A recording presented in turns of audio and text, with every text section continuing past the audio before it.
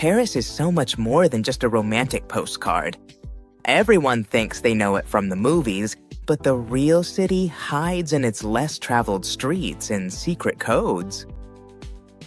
Stick with me because today I'm going to give you the keys to the French capital so you can discover it like a local, not like a lost tourist.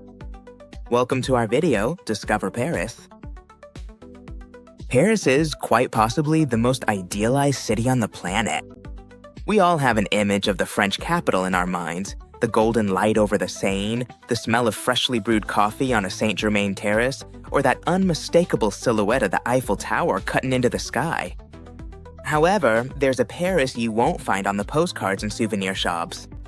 A Paris that's vibrant, noisy, and above all, incredibly vast, if you don't know where to start. Trying to explore it without any idea of how it works can make your trip a bit chaotic.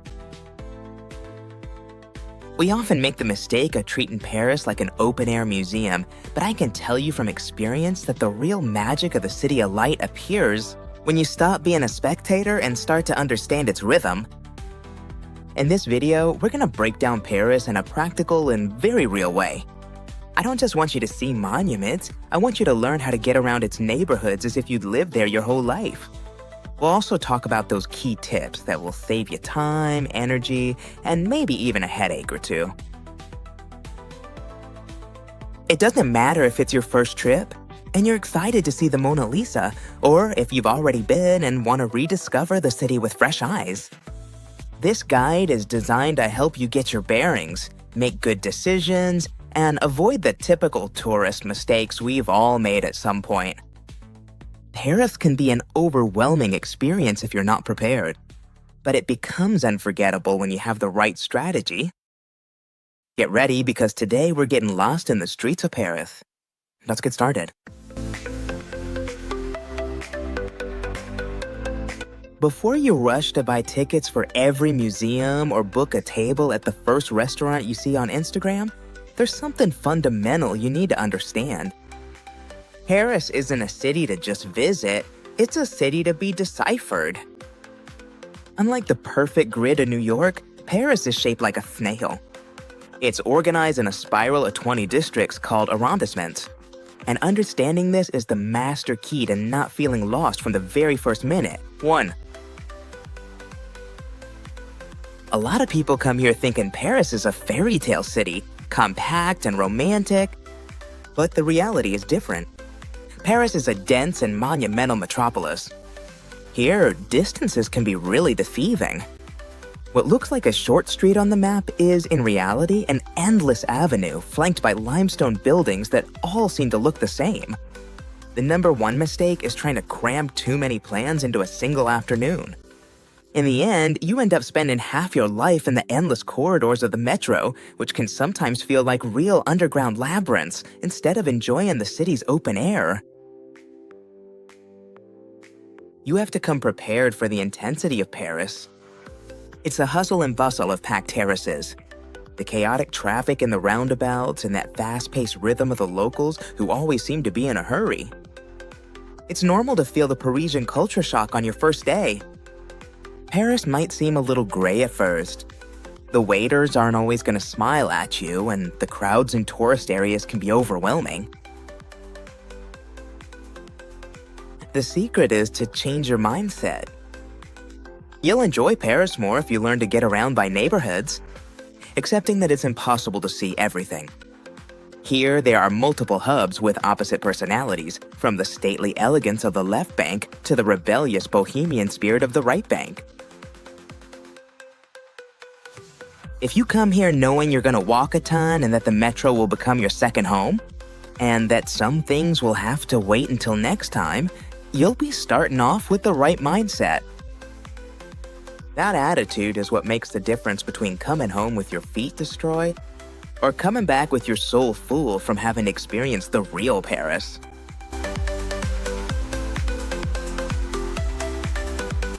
Now that we understand Paris isn't just a postcard, let's bring some order to that map. To understand this city, the first thing is to picture it like a snail shell.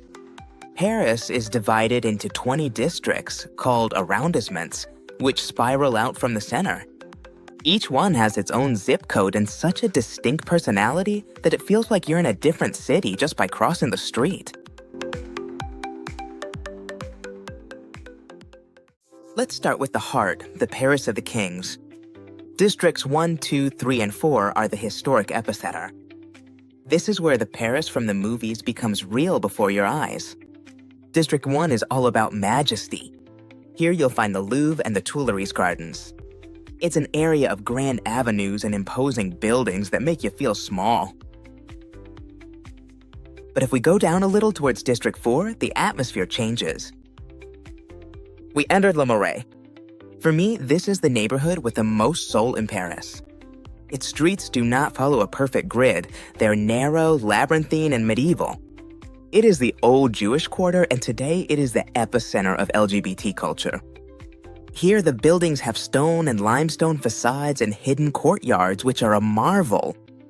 It's the perfect place to grab a falafel on the street or lose yourself among record shops and art galleries.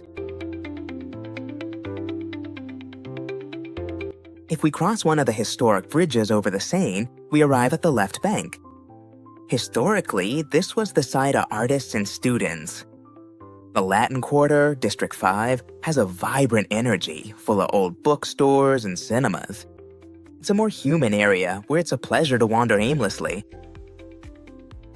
A little further on is Saint-Germain-des-Prés, District 6. This is elegant Paris, the one with literary cafes like Café de Flore, where Hemingway or Sartre would spend hours. Here, the pace is slower, the boutiques are luxurious, and the air smells of expensive perfume and coffee, freshly brewed. It's the perfect contrast, the bohemian vibe of the Latin Quarter versus the sophistication of Saint-Germain. Now we have to head north, to District 18. Montmartre is like a village that got trapped inside a big city. Here, there are hills, endless stairways, and houses covered in ivy. It's the neighborhood of painters where Picasso and Van Gogh once lived. The Place du Tertre is full of tourists, but if you wander a couple of streets away, you'll find the silence of a Paris that seems frozen in time. My personal advice? Don't just stay at the Sacré-Cœur Basilica. Walk around the back, look for the Montmartre vineyards, and soak in that small-town vibe before heading back to the roar of the city.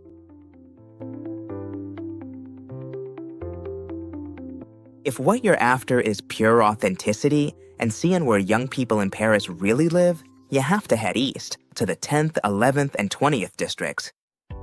The Canal Saint-Martin is where Parisians have picnics by the water at sunset. It's a much more laid-back and less monumental area. And then there's Belleville. It's possibly the most multicultural neighborhood in the city. You can find everything from African markets to the best Chinese restaurants. It's a place that reminds you Paris is a mix of people who have built the city with their own hands. Don't expect grand monuments, expect real life and street art on every corner.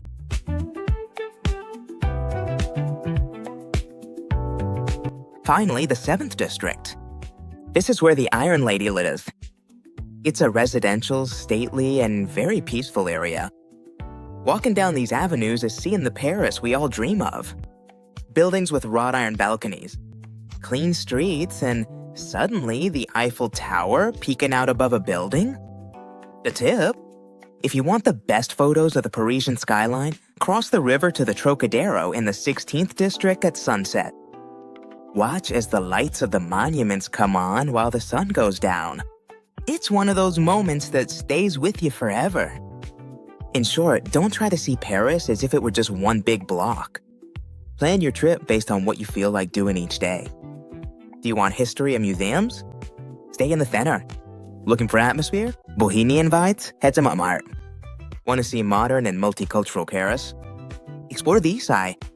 Understanding these layers will help you stop seeing Paris as a chaotic map and start seeing it as the fascinating puzzle it truly is. Now it's time to talk about what everyone comes looking for, the big icons. Let's go over those places you have on your list, but with a practical approach. Let's start from the beginning. The Eiffel Tower is the ultimate symbol. And yes, seeing it for the first time is truly impressive. But here comes the first survival tip. You don't always have to go up. The lines can be several hours long, and once you're at the top, the only thing you can't see is the Eiffel Tower itself. If you decide to go up, do it with a reservation made months in advance, or be prepared to lose half your morning. For me, the best way to enjoy it is from below. Go to the Trocadero Plaza for the classic photo, but then head down and cross the bridge toward the Champ de Mars. Do what the Parisians do. Buy some cheese, a baguette, and a bottle of wine, and sit on the grass to wait for the sun to set. When night falls, the tower sparkles with thousands of white light. That show, sitting on the grass, is much more Parisian than being crammed into a metal elevator. Let's talk about the Louvre. It's the largest museum in the world, and trying to see it all is the fastest way to physical and mental exhaustion. If you go in without a plan, you'll end up walking miles between bases, Egyptian artifacts, and Renaissance paintings without really taking anything in. My recommendation? Pick 3 sections max. If you want to see the Mona Lisa, go first thing in the morning. Enter through the shopping gallery entrance, the Carousel du Louvre, to avoid the lines at the Glass Pyramid. And get ready to see the paintings surrounded by hundreds of cell phones. But here's the secret. The Louvre is just as impressive from the outside. Walking through its inner courtyard at night, when the glass pyramids are lit up and there's hardly anyone around, is one of the most elegant experiences you can have in the city without spending a dime. The Avenue des Champs-Élysées is famous all over the world, but to be honest, these days it's just a string of big international chains you could find in any other city. Walk down it for the visual spectacle, but don't spend too much time there. What's really worth it is the Arc de Triomphe. To get there, use the underground tunnels. Don't try to cross the Place de l'Étoile roundabout on set. It's a logistical suicide mission. For many people, going up the Arc is even better than going up the Eiffel Tower. Because from here, you have a symmetrical perfect view of the 12 avenues that start from the arch, and most importantly, you have the best panoramic view of the Eiffel Tower presiding over the horizon. If you can go at sunset, you'll see how the city transforms into the city of light right under your feet. We cannot forget the Isle de la Cité. Although Notre Dame is still undergoing restoration after the fire, you can still go and see its facade and the evolution of the works. It's almost a historical duty. But right next door you have the Sainte-Chapelle, and this is my top tip. Enter. It is a Gothic jewel whose walls are almost entirely stained glass from the 13th century. When the sun shines through those windows, the interior is bathed in deep blues and reds, and it feels like you're inside a giant jewelry box. It is, quite simply, one of the most beautiful places on the planet. To wrap up this section of icons, we return to Montmartre. The Basilica of Sacré-Cœur towers over the city from above. It's white, it's imposing, and the views from its steps are free. That said, get ready for the bracelet sellers and pickpockets. This is the area where you need to be most alert. My tip here, don't go up the main stairs where the crowds are. Use the side streets or the funicular, which works with a regular metro ticket. Once you're at the top, forget your phone for a moment and just take in how Paris stretches out to infinity. These days in Paris, if you don't have an online reservation for the Louvre or the Eiffel Tower, you pretty much won't get in. Don't leave it for the last day. Remember that many museums are closed on Tuesdays, like the Louvre, or on Mondays, like the Musée d'Orsay. In the areas around major landmarks, scams are constant. Keep your backpack in front of you and be wary of anyone who gets too close, offering you something for free or asking you to sign a petition.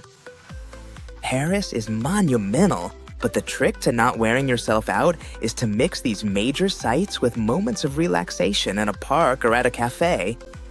Don't try to collect photos of monuments. Try to collect moments when you truly feel the city. If there's something that defines Paris as much as its monuments, it's its food. But watch out, eating in Paris doesn't necessarily mean sitting down at a 3-star Michelin restaurant with linen tablecloths. The real Parisian gastronomy is a mix of daily rituals, respect for the ingredients, and above all, knowing where to go. Forget about fast food chains. We're here to enjoy good food. The first thing you need to learn is that in Paris, the boulangerie, the bakery, is sacred. It's not just a bread shop, it's the backbone of society. You'll see one on every corner, and my advice is to avoid the ones that look too modern or industrial. Look for those with the artisan boulanger seal. Here, the king is the croissant and the pain au chocolat. A good croissant in Paris should be crispy on the outside, breaking into 1,000 buttery layers, and soft on the inside. And of course, the baguette tradition. Don't just ask for a baguette, ask for a tradition. That's the one made following the original recipe, by law with natural fermentation. For just over €1, you have the best snack in the world to walk around the city with. There's nothing more Parisian than walking down the street and pinching off the tip of a freshly bought baguette.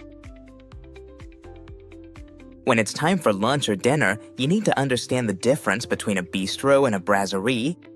Brasseries are big, historic places that are usually open all day and serve classic dishes. They're perfect if you're in a hurry or eating outside regular hours. But if you're looking for the real essence, go to a bistro. They're smaller, family-run places with short menus written on a chalkboard.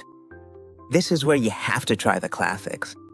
The onion soup, perfect for cold days. The duck confit or the steak frites. Steak with fries, but with exceptional quality meat. And here's a tip for your wallet. Always look for the menu du midi or the formule.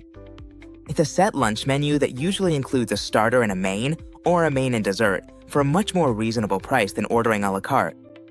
Oh, and remember, in France, tap water is excellent and free. You just have to ask for a carafe d'eau, s'il vous plaît, and you'll save yourself the €5 or €6 they usually charge for a bottle of mineral water. You can't say you've been to Paris if you haven't had a picnic. The city is full of amazing parks, and the banks of the Seine are the world's largest public dining area. Go to a fromagerie, that'd be. There are more than 1,600 varieties of cheese in France, so let yourself be advised. Try a Brie de Meaux, a Comté, or an authentic Roquefort. Pair it with a wine from the region, a Bordeaux or a Burgundy, which you can buy at any Nicholas or local supermarket, for prices that are incredibly low compared to other countries. It's the cheapest, most romantic, and most authentic dinner you'll have on your whole trip. Paris is a paradise for those with a sweet tooth. The windows of the patisseries look like jewelry stores. You have to try a chocolate eclair, a tarte tatin, an upside-down apple tart, or the famous Paris Brest. And then there are the macarons. Yes, the ones from Lingerie or Pierre Hermé are the most famous, and the boxes are beautiful, but they're also expensive. If you want to enjoy the flavor without paying so much for the packaging, many neighborhood bakeries make them by hand, and they're just as amazing. The trick is to try the pistachio or raspberry one. Those are the ones that never disappoint. If you want to see where real Parisians shop, go to a market. The Marché des Enfants Rouges in Le Marais is the oldest covered market in the city. It's a wonderful chaos of flower stalls, cheeses, vegetables, and best of all, prepared food stalls from all over the world. You can have an amazing Moroccan couscous or a Breton crate made right in front of you while sharing a table with a local executive or a neighborhood artist. And finally, coffee. In Paris, you don't order coffee to go while rushing down the street, even though that's becoming more common. Coffee is meant to be enjoyed sitting at one of those little round tables facing the street. The chairs are always facing the sidewalk, because in Paris, the real show is bigger. The show is the people. Order a café au lait or an oolong, a long coffee, and spend half an hour just watching life go by. It's part of the dining experience. Don't get frustrated if the waiter takes a while to serve you or bring the check. In France, lingering at the table is a sacred right, and no one will kick you out just because you finished your coffee a while ago. Ultimately, eating in Paris is all about curiosity. Dare to go into places that don't have pictures of food on the door. Look for handwritten chalkboards and let yourself be guided by the smells. Eating well here is easy if you know how to read the city signs. The Paris metro is one of the densest in the world. No matter where you are, there's a station less than 500 meters away. Forget about driving or taking a taxi. The metro's the fastest way to get around. But be careful, the stations are like labyrinths full of stairs. If you're traveling with heavy suitcases or a stroller, get ready for a workout because elevators are almost a myth. To pay, forget about the individual cardboard tickets, the famous Ticket Plus, which are disappearing. The smartest thing is to use the Navigo Easy Card, or if you're staying for a full week from Monday to Sunday, the Navigo Semaine. You can load it directly from your phone using their official app. You'll save yourself from lines and a lot of money. And one crucial detail, always keep your ticket or card until you leave the station. Ticket inspections are frequent and fines must be paid on the spot. Even though the metro is great, Paris is a city made for walking. But the classic mistake is crossing the Seine River 6 times a day. My advice, group your visits by area. If you're gonna see the Eiffel Tower, stay that day in the 7th and 16th districts. If you're going to the Louvre, take the opportunity to see Le Marais. Every time you cross the city from end to end, you lose 40 minutes of your life underground. Paris is much more enjoyable when you finish exploring one neighborhood before moving on to the next. Paris is a safe city, but like any major tourist capital, it has its share of pickpocket specialists. Pickpockets are professionals on the most touristy metro lines, like lines 1 and 4, and around the Eiffel Tower and Sacré-Cœur. Don't carry your backpack on your back in crowded places. Be wary of groups who approach you to sign a petition or try to put a friendship bracelet on you. They're distractions. If someone asks you in perfect English, "Do you speak English?" in the middle of the street, it's most likely the start of a scam. Just smile, say "non merci," and keep walking. There's a myth that Parisians are rude to tourists. That's not true, it's just a matter of social codes. In France, bonjour, good morning, isn't just a greeting, it's a key. If you walk into a shop or restaurant or approach someone to ask a question and you don't start with a bonjour, madam, or bonjour, monsieur, to them, you're being rude, and they'll respond in kind. Always start with those 7 letters, and you'll see how the attitude of the person in front of you completely changes. Unlike in Spain, in Paris, people eat lunch and dinner early. Many restaurants close their kitchens at 2:30 p.m., and for dinner, 8 o'clock p.m. is peak hour. If you try to have dinner at 10:30 p.m., chances are you'll end up at a fast food chain. Paris isn't a difficult city, it's a city with its own rules.